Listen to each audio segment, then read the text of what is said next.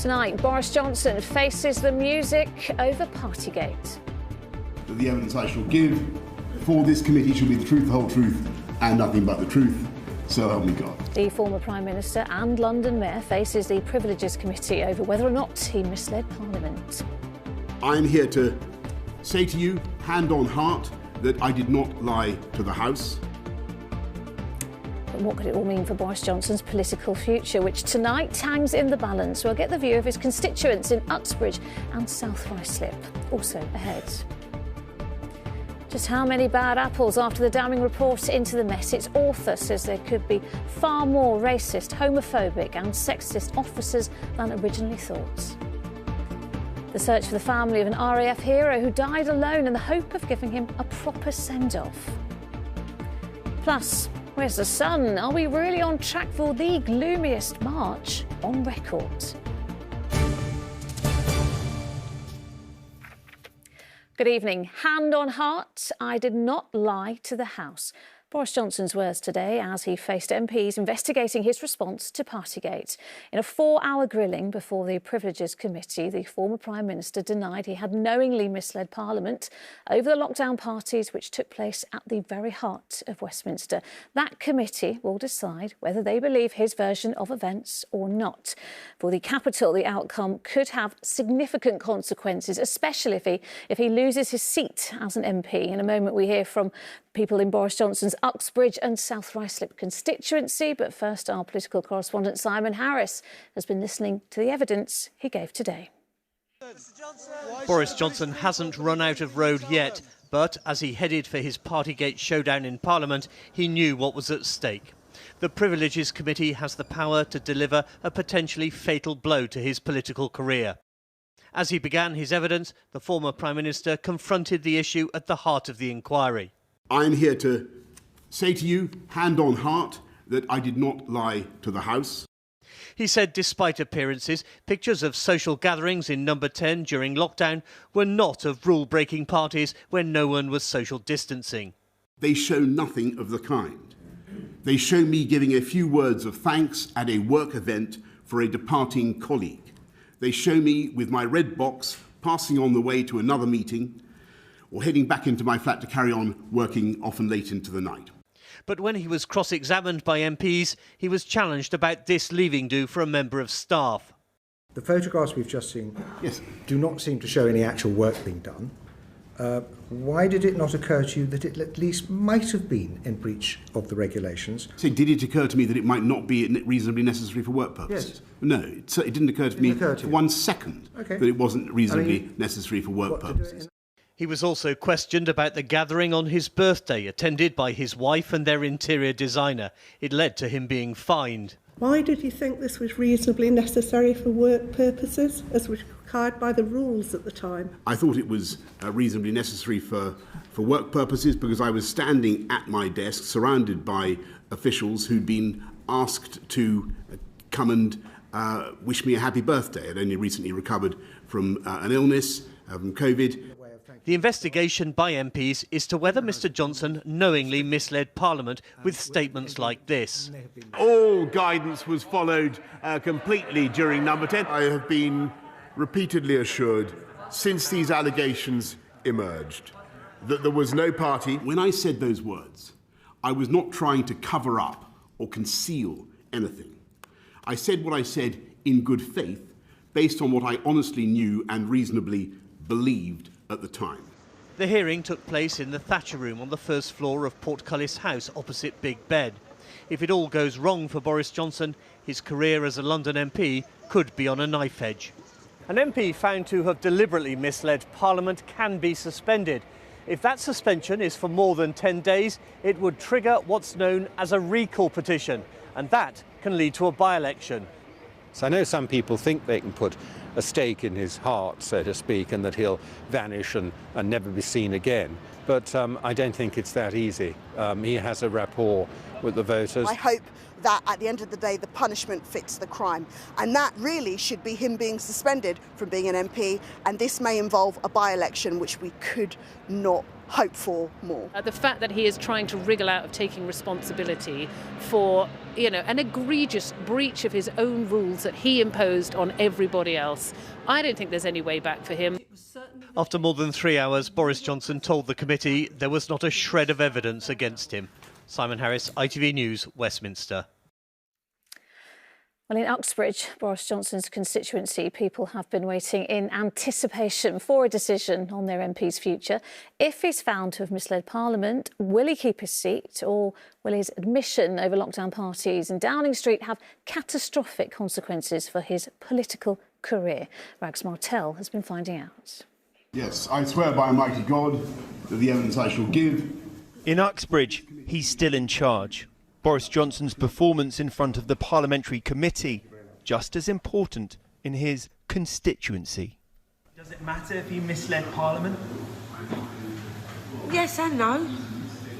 Some people are bothered about it, and other people I don't think they're really bothered. Would you still vote for him? Yeah. Why? Because I just think he's a nice person, he's easygoing, he's someone that you can relate to. I don't think intentionally he broke the rules. He didn't do this intentionally. So even if he did, that's another matter of question. The matter of question, what he did during the COVID we are small businesses. He did help a lot actually. Johnson has been MP here since 2015, but Partygate has lost him support. Boris Johnson, what you done before was wrong. You had us all under lockdown and you was there popping bottles, my friend. Boris, if you're going to start listening to the people, what they want to do and what they're going to say, yeah, then maybe we can usher you back in. What do you think about Boris? Buffoon. Really? Buffoon? Yeah. Why? He's a liar. Oh, lockdown, no more than 6 people. People dying. Yeah, people dying and you couldn't go to a funeral. Ali Higgs owns Beautyville Health and Beauty and previously has proudly taken selfies with her MP. Do you want Boris to stay as MP for Uxbridge? If he does what he says he's going to do, yes. I think he's against ULEZ, which I am. It's going to be detrimental for the area. He's promised me that he'll try and look at lowering business rates, which will be fantastic for everybody. You prayed for Boris Johnson. We did, as it happens, we did. We have a midweek communion service, and we did indeed offer prayers for our local MP. Yeah. If your prayers were answered, what would that mean? I'm not sure, to be perfectly honest. I think the idea of how prayers are answered is up to God. But divine intervention won't be the deciding factor here. Johnson's political prayers will have to be answered in Westminster. Rags Martell, ITV News, Uxbridge. Well, Simon joins us now. And Simon, you watched it all today, lots to digest. But what did you make of Boris Johnson's performance? Well, this was a very different Boris Johnson to the one we're used to. There were very few attempts at the usual trademark humour. He did talk about social distancing and saying it was impossible in Downing Street to have a 2-metre electronic force field around the staff or a drill sergeant with a stick to measure distances. But by and large, this was a sober and serious performance. He clearly knows what's at stake and he's clearly been briefed by his lawyers. For most of the 3 hours, apart from the odd interruption when he and the other MPs had to go off to vote, he argued his case that he didn't deliberately mislead Parliament, that when he knew the full facts about the parties in Downing Street, he updated Parliament and he apologised. He tried to distance himself from his supporters who suggested the inquiry is a kangaroo court, and he ended by asking the MPs to exonerate him. All right, Simon, we'll be watching closely what happens next. Thank you. Well, of course, lots more on this story on the ITV Evening News at 6:30. Here's Mary with the details. Coming up on the programme, Boris Johnson's Partygate grilling. You didn't say that we did every effort to comply with the guidance of the House of Commons, and you didn't say that... No, I'm saying that we followed the guidance completely. And what could be the defining afternoon of his political career, the former PM is facing questions over whether he deliberately misled Parliament. We'll bring you the key moments from the hearing as well as all the reaction. Also on the programme tonight, as food prices continue to rise, just when will pressure on households finally ease? And new figures show the scale of sewage dumped in the country's rivers. Do join me for those stories and more at 6:30. Well, next from us, the boss of the Metropolitan Police has described the last 24 hours as a rollercoaster of emotions, including anger and embarrassment, after the force was found to be institutionally racist, misogynistic and homophobic. Sir Mark Rowley appeared before the London Assembly today following yesterday's damning report by Baroness Casey. She was there too and said previous figures on the number of so-called bad apples within the Met could be far greater than originally thought. Daniel Henry reports. Misogyny, homophobia, racism. At the moment, you don't believe people who are black or women when they come forward and make allegations. In fact, you do the opposite. Change it. It's all there, ringing out of Baroness Casey's report on the Metropolitan Police. I do think that we need to clean up the Met. It's happened previously, back in the decades of other commissioners, and I think this is the time, if he does nothing else, he has to clean up the Met. Today, it was time for London's top cop to face the findings at City Hall, as she gave us a sense of what needs to change. And do you have a feel for the number of officers that could end up being removed as a result of all of this? We're not talking hundreds, we are talking several hundreds, would be my estimation, and I think that would be the same. I think Sir Mark will say the same thing. For me, this was the moment to say to Doreen Lawrence, to the countless people out there, yeah, this is institutional. Sounds clear enough. But listen carefully to what Sir Mark Rowley had to say. The reason I've chosen not to use that word myself, I'm not disputing other people's right to use it. I'm not sort of trying to undermine that in any way. A refusal to recognise the failings of his force is institutional because... I get it's systemic, I get it's management, I get it's cultural, and we're going after it. Having had 3 weeks to digest different iterations of the report, myself, my senior leaders, we've been through a bit of a rollercoaster of emotions. You sort of anger, frustrated, embarrassment, upset, all the things you would imagine. I think it's the race one, that finding, that people are finding so hard. I doubt, my gut feeling is, and I haven't had this conversation, I'm having it live probably on camera here, you know, would we be in the same place if this was just about sexism and misogyny, or would we all just chalk it up and say it? Baroness Casey's report has revealed some ugly truths about the people who police us. They're shrieking louder than ever. And this time, finally, it sounds like Londoners will be heard. Daniel Henry, ITV News. Well, some news just coming in this evening, and it's related to the man who was set on fire as he walked home from prayers in Birmingham. West Midlands police say the man who has been arrested over that attack is now being questioned over another attack in London last month. The incident in the capital apparently involved a man doused with liquid thought to be petrol as he left West London Islamic Centre in Ealing on February the 27th. To other news now, and a Metropolitan Police officer accused of secretly filming female colleagues for sexual gratification while on duty has denied 3 charges of voyeurism.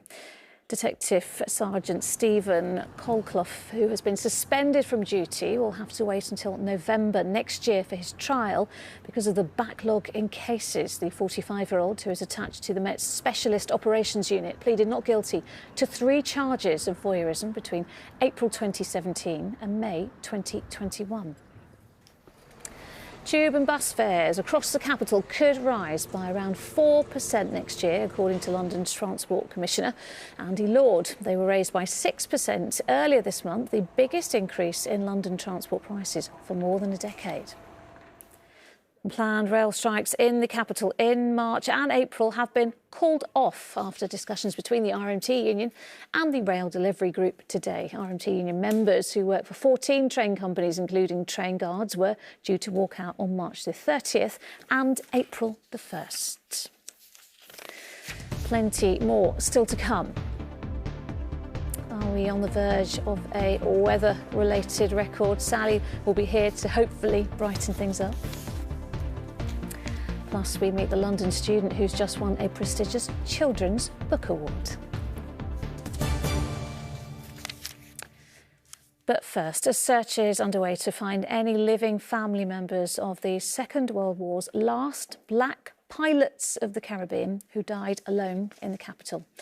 Retired Flight Sergeant Peter Brown passed away at the age of 96 in December, but no one has since come forward to say they are related to him. Well, Helen Keenan is here. And Helen, this is a desperately sad story, isn't it? Especially when it comes to his funeral. Yeah, it's a really sad story, but it's actually one that has really captured the hearts of Londoners. So, as you say, this is retired Flight Sergeant Peter Brown. Now, he died alone, aged 96, in Maida Vale, without any known family. So, he is one of an estimated 10,000 people that came from the Caribbean to join the British Armed Forces and later settling in the UK and are known as the Windrush generation. Now, the worry was that there wouldn't be anybody at his funeral at all at the end of the month, but we have some really good news to share today. So after an appeal for mourners to attend, Westminster Council are now saying they're actually worried that they won't be able to make space for everyone. In fact, that so many kind-hearted people have come forward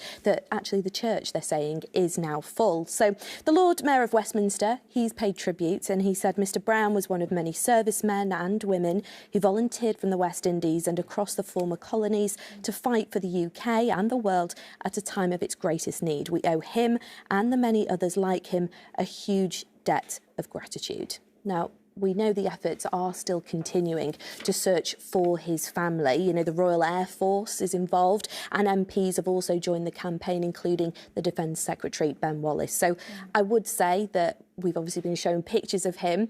If you think that you do recognise him or you might know any members of his family, then please head to our website. There's more information on there and more detail on how you can help. Well, listen, let's hopefully we'll get some family members coming forward. Helen, thank you. Well, next tonight, for people leaving prison, finding work afterwards can be extremely difficult. The latest research suggests as many as 80% fail to find employment after serving their time. Now, one London charity is trying to change that by giving those who are struggling to find a job a creative kickstart. And their work will even be sold at Westfield, Stratford. Kath Opata explains. 12 weeks ago, Christian was serving an 8-year prison sentence for robbery. When you're coming out, opportunities are so tight. And when it's so tight, you kind of go to what you know. And what I did know at the time was fast money. Now released on licence, Christian was referred to Inside Out, a clothing brand that helps young offenders find work. And it's thanks to them that he's gone from being behind bars to behind the till. We've opened a shop now, and he's provided us to work here as well. It's not like he's got random guys from outside to work that we don't know. We've got guys that have design stuff, and we're working amongst each other, selling our own clothes. What better job can you kind of get, like? Research from the Prison Reform Group has found that 80% of offenders struggle to find work and almost half go on to reoffend. However, projects like these, where the boys get to make their own clothes and sell their own clothes, are aimed at keeping them in work and out of jail. You made that shirt, did you? Yeah, I made this shirt, yeah. Raphael was convicted of drug dealing, and as a first-time offender, he's determined to make sure that offence was his last. You feel like you've grown? Bit like that tree. Yeah, I do, yeah. I feel like I've grown a bit. Grown up since I've come out of jail as well. So yeah, it's been good. It's been a good journey. So hopefully we get to see where it takes us to, you know, and the end, innit? The men who are helping Rafe grow, and indeed the Inside Out brand, are Greg McKenzie and Rob Pure. Rob personally invested over £100,000 into the business. It's time to see whether that's paid off. Is everything I hoped it would be. And I have a retail heritage as well, so just it's the nostalgic feeling of watching a store open from scratch, watching their designs and the pride that they have as they show me around the store, introduce me to their merchandise. It's incredible. Inside Out is now fully cemented inside Westfield's shopping mall, and they're hoping that this project will provide even more opportunities for those coming out of jail. Kath Opata, ITV News, Westfields and Stratford. Now, when you're a children's author, winning the Waterstones Children's Book Prize really is up there as one of the most valuable and prestigious achievements. Last year's winner saw sales of her book skyrocket by 434%. And today, the Gone for this year went to a student from London with her debut novel, The Cats We Meet Along the Way. And I am delighted to say the author, Nadia Mikhail, joins me now. Hi, Nadia. Congratulations. You've got the book here. Yes. First of all, when and where did you find out that you'd won the prize? I found out last night at the Waterstones Children's Prize ceremony. Yeah. It was very exciting. Oh, it doesn't feel real. Yeah. What was it like? Because I think we've got some pictures of you getting your award, haven't you, last night? And yeah, there you go. Oh. Did you expect that you were going to win at all? Obviously, you knew you were nominated, but did you anticipate this? I did not anticipate this at all. I think there's a video of my speech where I sound very, very flustered. I ran out of words there. Yeah. Well, listen, you certainly didn't run out of words to write the book, did you? Because and that's why it's winning prizes. Tell me a little bit more about what it's about specifically, because The Cats We Meet Along the Way, what's it all about then? Oh, well, it's about a family who is facing an impending apocalypse. Okay. Oh, yeah. Heavy stuff. And they go on a road trip to find an estranged member of their family and try to face it together. Yeah, essentially, and that's that. you say impending apocalypse. It was actually written during lockdown, wasn't it? It We all was. kind of felt a little bit like that, Yes. didn't we? And you were studying law in London, but your family, you're originally from Malaysia. So Yes. was that kind of reflective of your situation during lockdown here? Yeah, definitely. What was it like? It's I guess, a sort of, impending doom. I think we were all feeling that this sort of really scary, huge thing was kind of creeping up on us. Yeah. And I was trying to process my emotions and sort of like deal with a kind of impending grief I felt. I mean, and there's a lot of, we have a lot of overseas students here in the capital, don't we? And a lot of students would have been in your position, not being able to go back and see family back home when all of this was happening around us. So just describe what that feeling was like for you. It was really hard. It got really lonely at times because for huge chunks of time, our classes were online. So if we were living alone in flats, the only interaction, the social interaction we would get would be through screens. And it was really, really strange and lonely feeling. Was there anything about London that was at all comforting? Tell me there was. Yes, I was living with my friend who is also from Malaysia in second year, and we just filled our flat with house plants. It was just a whole sea of green, and it was really nice. It was really comforting. So not only did you create a book, which has now won a prize, some lovely plants as well. Well, listen, Nadia, congratulations one more time. And I know you've got £5,000 to spend as well, because that was the prize money. Very quickly, what's that going on? Have you decided? Rent. Rent. Oh, goodness me, the realities of living in London. I know. Nadia, congratulations. Thank you so much. Thank you so much. Thank you. Well, let's just remind you of the main headline in London this evening. Boris Johnson is fighting for his political career as he defends himself over allegations he misled Parliament. The Uxbridge and South Ruislip MP has been grilled by the Privileges Committee for 4 hours over his role in the Partygate scandal during the COVID pandemic. I'm here to say to you, hand on heart, that I did not lie to the House. And the boss of the Metropolitan Police, Sir Mark Rowley, has described the last 24 hours as a rollercoaster of emotions, including anger and embarrassment, after the force was found to be institutionally racist, misogynistic and homophobic. Sally is here to talk weather, as ever. But Sally, listen, it felt quite warm today. So I'm kind of hoping that we are finally entering spring, but at the same time, you're going to tell me it's been pretty bad for March. Well, if you're feeling a bit dull, you're not on your... Don't blame yourself. I do. Blame the weather. Blame me. Why not? Go for it. Blame you.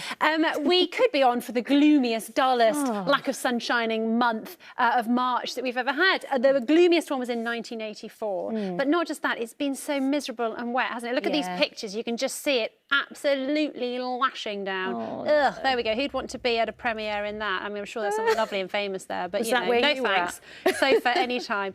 Anyway, so Lucrezia, on with the quiz. Here we go. So we had the driest Feb for how many years to the nearest 10? 30. No, 64 years. Slide, please, Paul. Look at this, 10% of our average rainfall in February. It's been the driest February since 1959. Oh, goodness me. Right, next question. Okay, rain. How much more rain have we had than normal? 10%, 25% or 50%? 50%. No. Oh my gosh, what's going on, Lucrezia? 25%. I'm really good at quizzes. It's been 25% wetter than usual, but Thames Water says it has definitely helped with their reservoirs. And last question, how little sunshine have we had? Have we seen a quarter, a third, or 2/3 of the normal sunshine? I'm going all in for the 3-0. A quarter. No! Oh, there you go. Just a third! But hopefully we will get some more sunny spells for the end of the month. And, of course, we've got longer days to come. Oh, that's something. Yeah, I know. All for the end of March. Here we go. Here's the weather. ITV London weekday weather is sponsored by Octopus Electric Vehicles. Car, charger and energy. Hello again. I hope you had a good day. First of all, a very big thank you to Graham for finding this and sending it. Hopefully plenty more beautiful blossom to come. But before all that, more blustery showers tonight and tomorrow. And in fact, later on the day tomorrow, we're looking at a more sustained period of rain moving in during rush hour and the winds as well. So not particularly pleasant. It is staying unsettled over the next few days and breezy or windy at times. Let's also just talk a little bit about the temperatures as well. It's been quite mild recently, temperatures around average, if not a little bit above. But as we go through the weekend to Sunday and Monday, we're going to start seeing our winds come down from the north again and those temperatures dropping to below average for this time of year. But we're also getting a little spell of high pressure, which will calm things down a bit, and the winds too. So on with the details for tonight. So a few showers out there and then a more sustained band of showers moving through later on tonight. It could be a bit squally. There might even be a little bit of thunder and hail chucked in there. But you can see they rattle through quickly, drier behind it and a drier end to the night. Our temperatures, despite all those clear skies, not too cold, lows of 7 to 9 degrees. Tomorrow morning, though, look what's heading our way. More showers, I'm afraid. More blustery ones. It could be a little bit heavy. There will be some breaks, though, and some brighter spells at times. And it's another blustery day, possibly a bit more so than today. So although we've got highs of 11 to 15, with the conditions, it might not be quite so pleasant. And then later on the afternoon, look what's moving in. Further winds and rain heading our way during rush hour, which could play havoc with driving conditions, but hopefully everyone will be okay. So here's the outlook. Scattered showers again at times, some sunshine, staying blustery, and the temperatures are eventually coming down a bit. That's it for now. Cheerio. ITV London weekday weather is sponsored by Octopus Electric Vehicles. And that is all for now. We are back with the latest after ITV News at 10. Coming up, Mary with the ITV Evening News. But from me and the rest of the London team, bye-bye.